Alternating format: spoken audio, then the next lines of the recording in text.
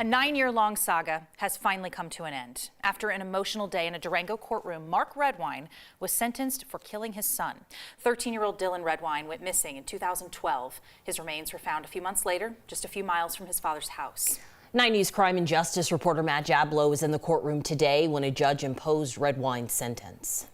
As I stand here today, I think about what has transpired in the last 9 years and all the heartbreak. Dylan Redwine's mother says she has been waiting for this day for years, the day her ex-husband Mark is sentenced to prison for murder. Dylan was 13 years old when he took his life. He had his whole life ahead of him. Speaking calmly but firmly in front of a courtroom packed with Dylan's friends and family, Elaine Hall told Redwine that he robbed their son of his youth without any remorse or regret. When I think about what happened that night, it breaks my heart to think about Dylan looking up at his dad knowing he's the killer. He is my killer.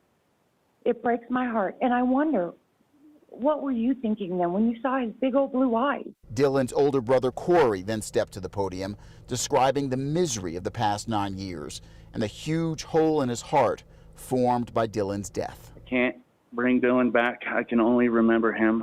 I can't talk to Dylan, so I pray to him, and I can't see Dylan, so I dream of him. For their part, prosecutors described Dylan's murder as an unspeakable, unimaginable, heinous act of violence. In their words, the most unforgivable of crimes. And they called on Judge Jeffrey Wilson to impose the maximum penalty. And in fact, that's exactly what Judge Wilson did.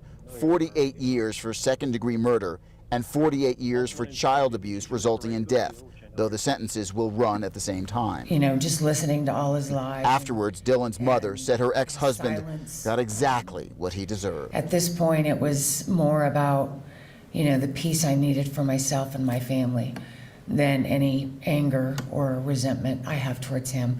He can work that out for the next 48 years. In Durango, Matt Jablow, 9 News. Mark Redwine declined to speak today in court. His lawyer said he plans to appeal.